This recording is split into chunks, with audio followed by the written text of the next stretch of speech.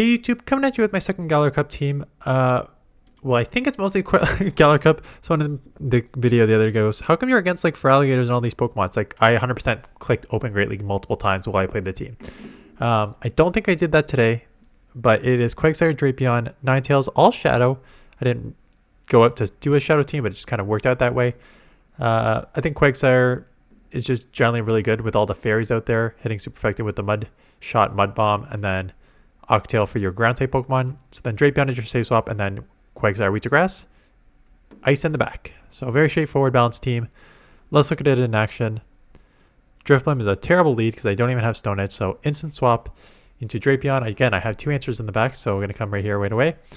They eventually get into their Drapion. I did not throw the Crunch, so I held it back. So now I've got a significant lead in energy. Also, they did not really chip me with the Astonish because that is resisted, so they still need two Aqua Tails. So I will very easily take Switch here. And with the 6 attack Drapion, I think I should win CMP pretty much. And yeah, wouldn't be surprised if I win CMP. So just to spam these Aqua Tails and just being so far ahead. I'm now back to back, so I'm just going to go back to back because throw one here and then try and just go back to back and take it out. They make a nice catch on Drifblim, which is still very dangerous because I still could get to the Crunch, but I'm pretty low. Yeah, so yeah, stupid. I can see it. I can see it from a mile away being like, you don't have enough health. I should have instant swapped there. Yeah, I should have instant swapped there and got out into Ninetales immediately. Don't let them get the energy. But now they have energy, so I'm just going to take this out. Their Drapion's pretty low, so I don't think I need to worry too much about that. And we'll have to see what's in the back here. So taking their time, figuring out what to do. It is a Wheezing. So no me. Don't throw Dazzling Gleam. Why are you... And I don't even get to move off. Okay, Dazzling Gleam is resisted because of the poison. And then I should have just did neutral, but luckily I have the Mud Bomb, so that's okay. That was weird. I don't know why I did that. Okay, a second flyer. And a second time that I have better answers in the back. So I'm basically building up because they're not throwing. Because Snarl's resisted and Aerial Ace is just not a good move. So they're not throwing, which is not surprising. At the same time, they're not getting out. So maybe they don't have a better answer and they're trying to figure out what to do here. And there we go. They eventually get into a mirror match Drapion. So clearly they do not have a great answer in the back. They did chip me with Aerial Ace. So advantage them. But I do have a lot of energy. And because they wasted so much time, my switch clock is already done. And I kind of recognize that. So out we go. I may even shield this because I feel like Crunch is going to hurt more than Dark Pulse. So I do shield up a Crunch, and then I was like, okay, Mud Shots are adding up. So we are just going to take this out with Aqua Tail. So enough to take it out. Now with the Mandibuzz, I don't have Stone Edge, so I just got to kind of go straight Aqua Tail. Aqua Tail still chips. Mud Shots resisted, Aqua Tail chips, and I can definitely survive at least one Dark Pulse.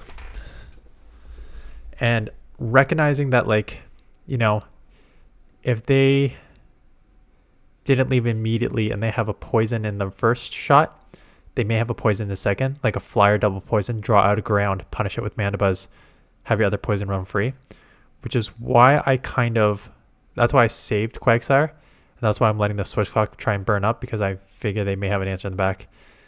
And they do. It is Toxapex. Now, with Toxapex, Dazzling Gleam, and Weather Ball are resisted. So I'm just going to go straight Weather Ball because it's the more damage heavy output. And now shielding up the move, recognizing that I need to get to two Mud Bombs here and take this out. So this is when I think the switch clock being shorter is way better. Just being able to like jump around if you like team read, because this was a fairly straightforward team read, right? I safe swapped into a Drapion, which has a decent matchup against Mandibuzz. They did not get out, and they eventually got into a mirror match, which means again it's a very easy ABB type team, or even something in the back that ground may have like strength against. So I end up taking that win, just kind of recognizing and then jumping around. Third flyer lead. If anything, people are gonna be like, should I just run Stone Edge on this thing to give you coverage? Perhaps.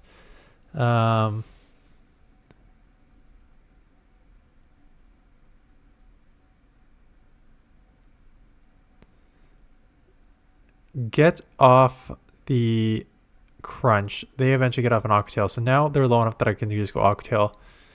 I don't know if I can outspam though. Yeah, I should be able to outspam. No, they already got energy. Okay. Yeah, that's a burn a shield, and they didn't on the first one. That makes sense. Can I get to a move? No. So now I got bad alignment. Oh, okay. Yeah, okay. I think the thought process in the moment was, what's the point of getting ahead on energy on Quagsire if it's just useless energy anyway? So I just need to get ahead here. And then they got a Lapras, so I have no shot anyways.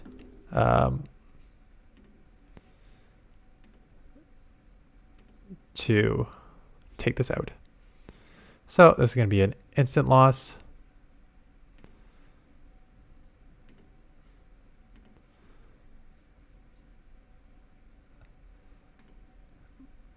And we'll play this out. Sorry, I just got one thing I need to do over here. Why are we spamming here? Spamming just to waste our time? Okay.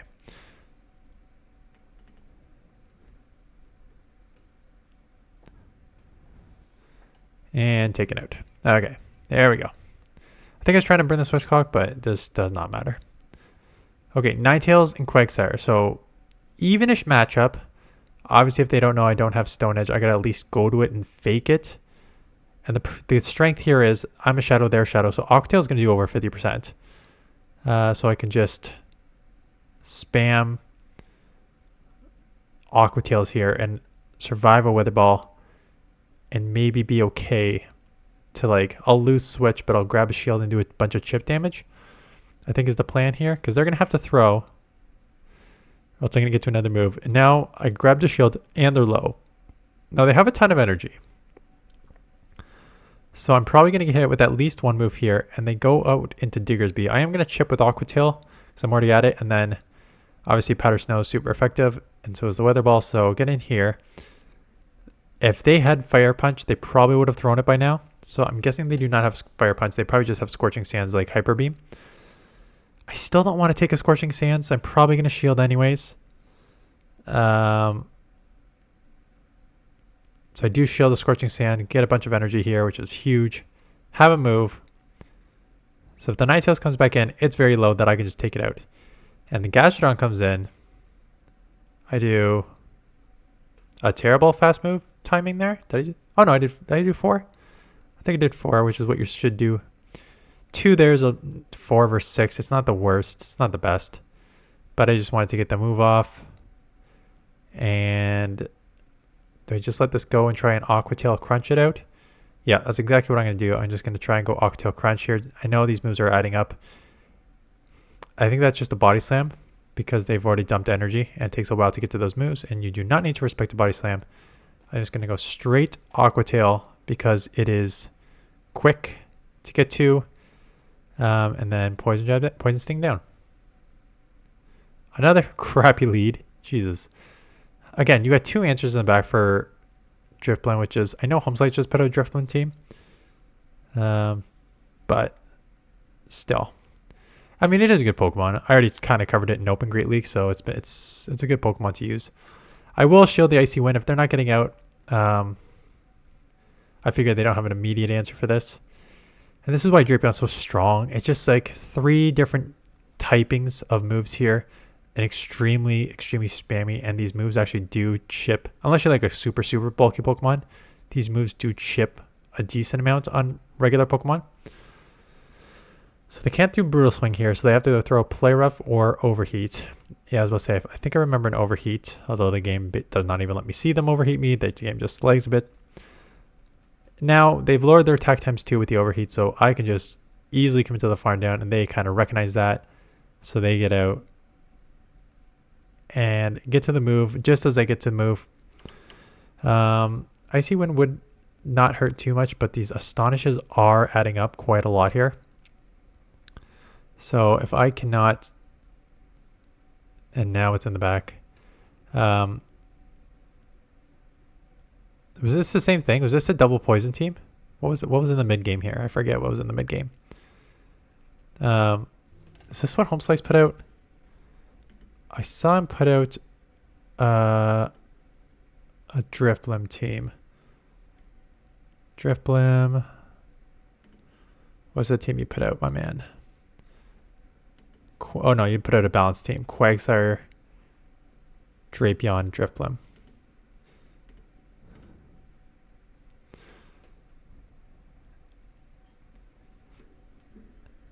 Now, going back to... Sorry, I got like a weird eyelash somewhere in my eye that's bothering me. Oh yeah, I jumped around that because I'm pretty sure that was... I feel like 3 subscribers in a span of like, again, with this friggin' lead in a... How many lead losses has Quagsire had now? Like 6 out of 7 or something like that already? I play like 3 subscribers that I recognize from either comment or team submission. Noxious, Elmo, and Galar. Is that... And... Yeah, and Galar. Because he reached out and said, good game. And then we talked about the Toronto Regional, which I probably, right now I'm leaning not towards going to. And I'll talk about that. If you want to hear about that, that'll be my like couple minutes spiel at the end after the video.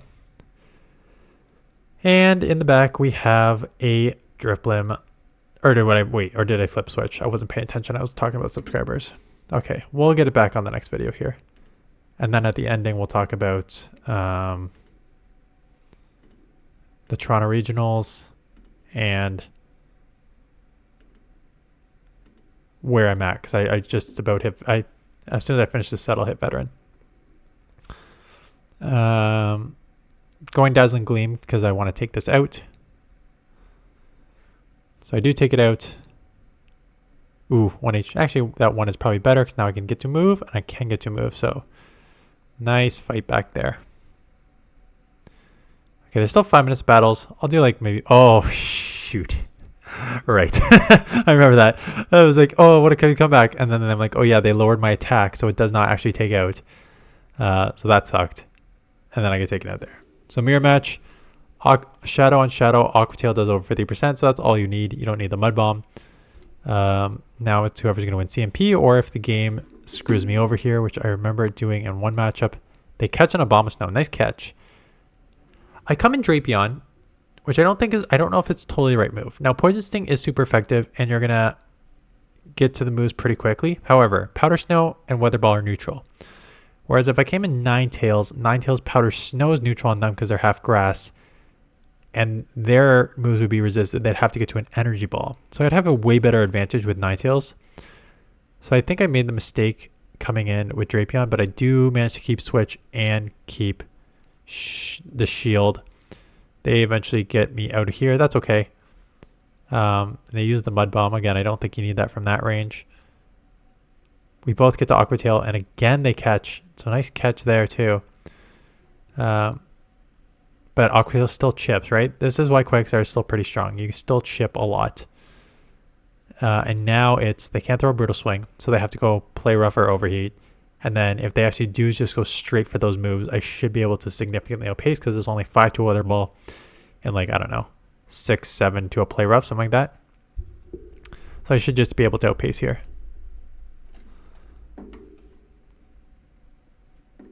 And once we finish this matchup, I'll let the last couple play out and I'll talk about the Toronto Regionals and where I am playing you guys and where I am with the channel, where I am with everything. 390, that's not bad on the views after. I'm trying. Galar did better, but okay. Decently, we'll just. Okay, Lee will play it out. Please make a video on team reading. Yada yada yada. Okay, let's talk about a few things. One is, I saw 3 of you, Noxious, Elmo, and Galar. I'm in the I will hit veteran as soon as I finish this set. I'm like 3-1 right now, and I'm at like 2495, something like that. So I'll hit veteran. I've been doing pretty well. Like, I don't think I've had, my worst sets have been like 2-3s. Had like a couple 2-3s, but for the most part, I've been positive. So I'm doing very, very well. Again, I don't feel like I need to push. I don't need to rush. I'm having more fun just playing like a couple sets when I like the league, as opposed to like forcing myself to play every set and doing that. So I think this is great. And it comes down to a lot of thank you for your submissions. As you're going to see, I did a couple of these Galars, but for the most part, your great leagues are what's going to help this week. And I will do a Seawaddle Community Day post tomorrow. Tomorrow? Today. When is this video going up? What videos have I shot so far? No, tomorrow. Because this is going to be my... Yeah, so this afternoon is a Great League Superior Team submitted by a subscriber. So this is in the morning, Great League Superior in the afternoon. I do not have one for tomorrow morning yet. I will. It'll probably be a Great League because I have to go based on what you guys submitted. And then tomorrow afternoon will be the Seawaddle Community Day analysis. And then we'll figure out what we want to do from there. So that's the channel. Subscriber growth has plummeted. The views are consistent because it's just basically like I got my base and you guys watch all the videos. So the views have been consistent, but the subscriber growth is definitely down pretty hard from earlier in the season, which again, we're on like the second month. So it that's kind of when you get the lull. You have a lot of people, and I knew this coming in, you had a lot of people wanting to like see these new Pokemon and figure out the new meta and do that. And then you get into like crappy leagues and just like people like, I understand the meta and stuff like that. It's a long season. And then at the end of the season, you get people trying to like, I want to hit legend. What team should I use? And then people like looking for legend teams. So that we'll probably pick up towards the end, and then we'll have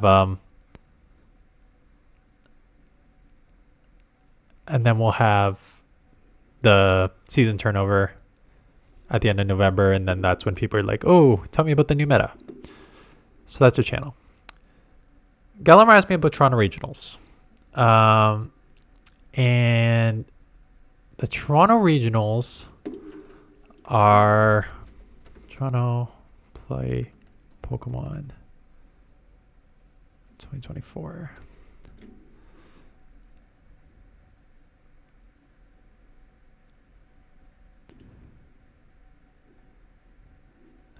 Is it not 2024 technically? It should be 2024, but is it technically counted as the 2025 series?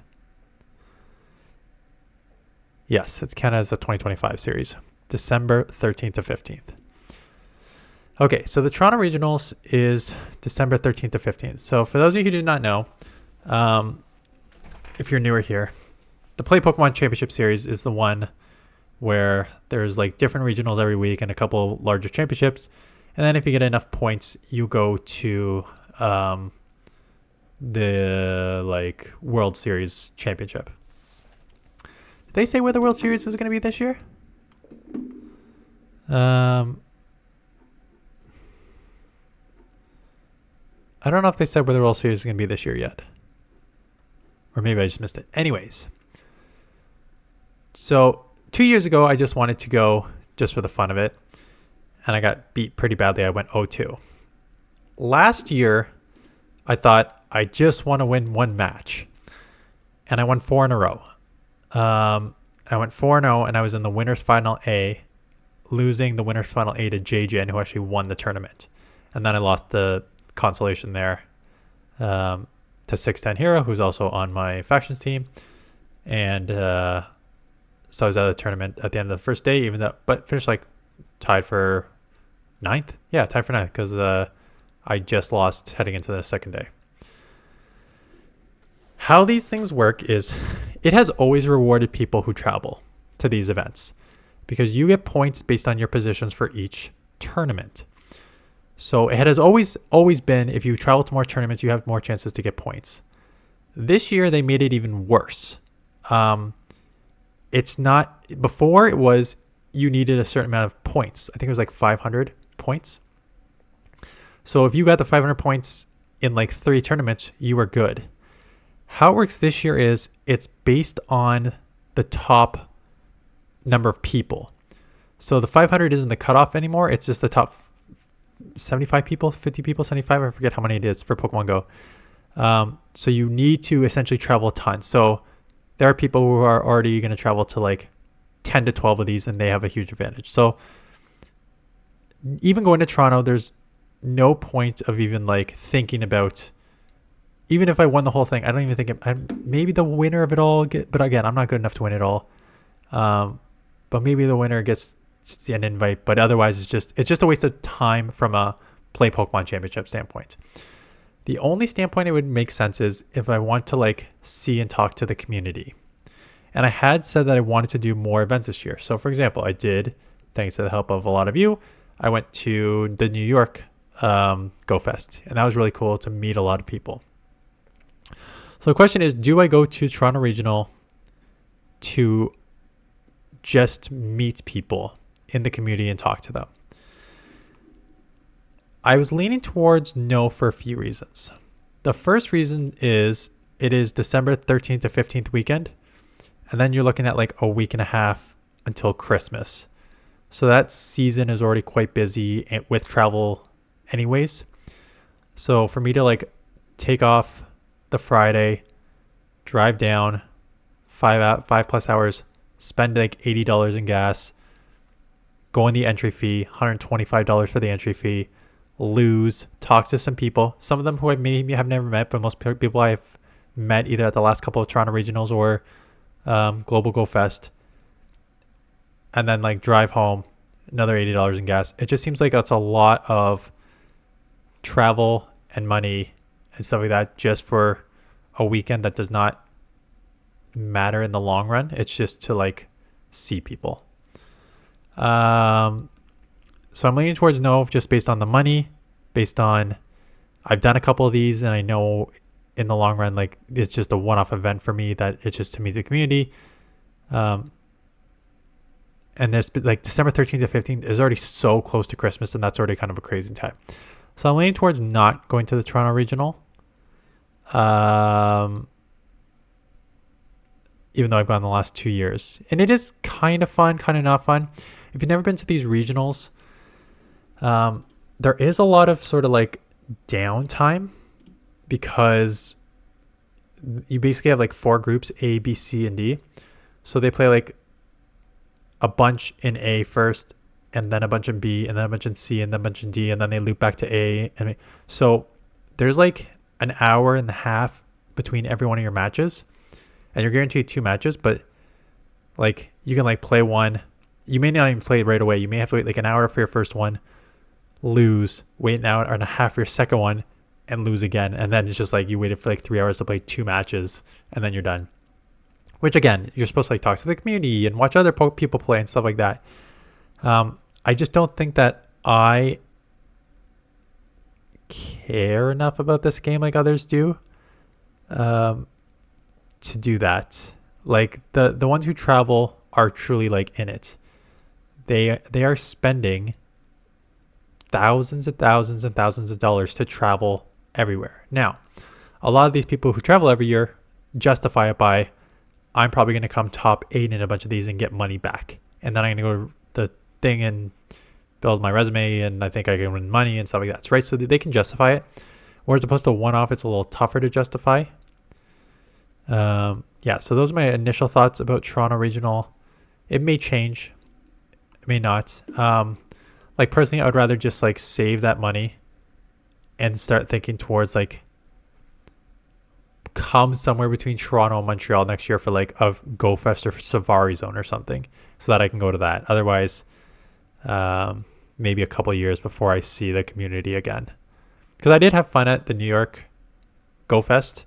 Saw a lot of you. It was really fun. And like a lot of people came up to say hi, a couple of events that I went to. So it was a fun event. It is time consuming and expensive, and it's a lot on your body and stuff like that. But so I said last year when I did the roundup that like I don't love this game enough to justify all that. Even with you guys helping me, I'm like, I still don't think it's worth the money and the time for me. but I would go if it's somewhere in the Toronto, Ottawa, Montreal corridor. So we will see if it goes in that corridor next year, and then maybe do something in there. But as of now, long story just to say, probably not going to Toronto regionals this year. But I know something may change, but right now I'm leaning towards no. Anyways, that is it. Stay tuned, like I said, this afternoon for a Superior Great League team. And that is it for today. So thanks for watching. I'll see you guys in the next one.